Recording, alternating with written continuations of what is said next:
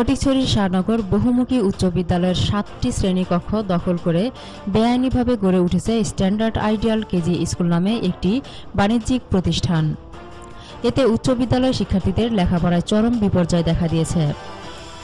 স্থানীয় অভিভাবক ও সচেতন মহল বিদ্যালয় ভবন থেকে বাণিজ্যিক এই কেজি স্কুল প্রত্যাহারের দাবি জানিয়ে ফটিকছড়ি উপজেলা নির্বাহী কর্মকর্তা ও মাধ্যমিক শিক্ষা কর্মকর্তার নিকট অভিযোগ করেছেন।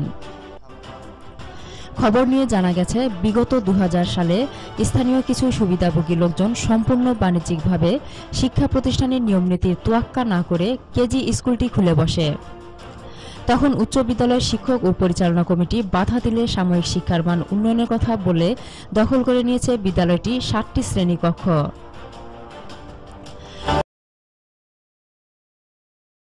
সরকার স্কুল দিয়েছে যে হাই স্কুলের জন্য, যেটা আসলে ফ্যাসিলিটিস পাবো। তো হাই স্কুলের জন্য দিয়েছে, হাই স্কুলের যে ছাত্রছাত্রীরা যখন বৃষ্টি পড়ে তখন কাঁধের মধ্যে বইয়ের ব্যাগটা নিয়ে মাঠে এই বিল্ডিংয়ের কোনায় এই যে এদিক সেদিক ঘুরাফিরে করে বসতে পারে না, তারা মাইন্ডটা ফ্রেশ করতে পারে না।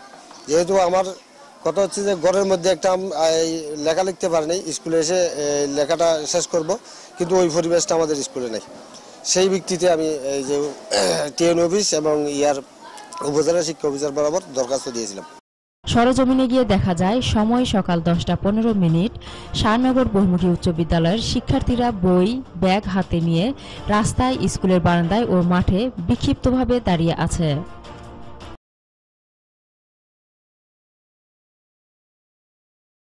স্কুল বসতে তাই বাইরে দাঁড়িয়ে আছি আর কি। স্কুলে বৃষ্টি বলে এখানে দাঁড়াতে হয়, আর কেজি স্কুলে ক্লাস আমরা ব্যাগ রাখতেও পারি না তাদের জন্য।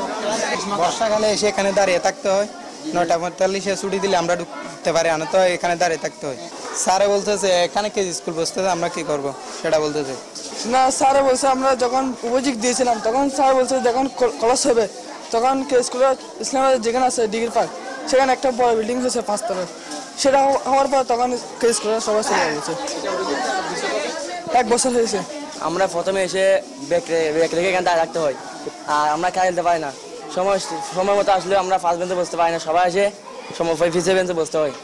চেয়ারম্যান চেয়ারম্যান ফরদিয়ারে 6 মাস পরে স্কুলের অভিভাবক এবং কিছু সংখ্যক এলাকার ছাত্রছাত্রীর ভাই বোন আমার কাছে একখান লিখিতভাবে অভিযোগ দিই যে তার ছেলে মেয়ে এবং তার ভাই বোন লেখাপড়া করতে অসুবিধা হয়। তো তাৎক্ষণিকভাবে স্কুলের ম্যানেজিং কমিটির ডাকি একখান লেটার ইস্যু করছি কেজির, যে তারার কারণে আর কিছু অসুবিধা হওয়ার, তারা অন্য জায়গার মধ্যে ট্রান্সফার হইবার নোটিশ পাঠায়। আর তার কোনো এগ্রিমেন্ট নেই, ইউন আর ছাত্রছাত্রী ওইটারও আর এলাকার ছাত্রছাত্রী।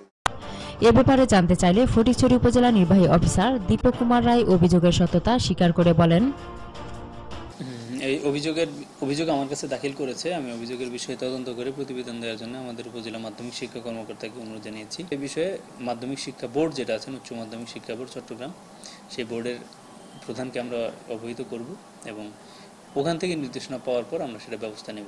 একটা স্কুলের ভিতর আর একটা কিন্ডারগার্টেন এটা কোনোভাবেই কিন্তু কাম্য নয়। সরকারি যেখানে মাধ্যমিক বিদ্যালয়, উচ্চ মাধ্যমিক বিদ্যালয় এবং প্রাথমিক বিদ্যালয় পর্যাপ্ত পরিমাণে রয়েছে, সেখানে যদি যত্রতত্র এই কিন্ডারগার্টেনগুলো আমি মনে করি শিক্ষার পরিবেশও কোনো ক্ষেত্রে বিনষ্ট করছে। যদি টিচার এমপিও অংশ পেয়ে থাকে, সরকারি বেতন পেয়ে থাকে, তাহলে তার বিরুদ্ধে অবশ্যই আমরা ব্যবস্থা নেব এবং আমরা বোর্ডকে এটা জানাবো, তার এমপিও বন্ধ করে দেওয়ার জন্য প্রয়োজনীয় ব্যবস্থা আমরা নেব।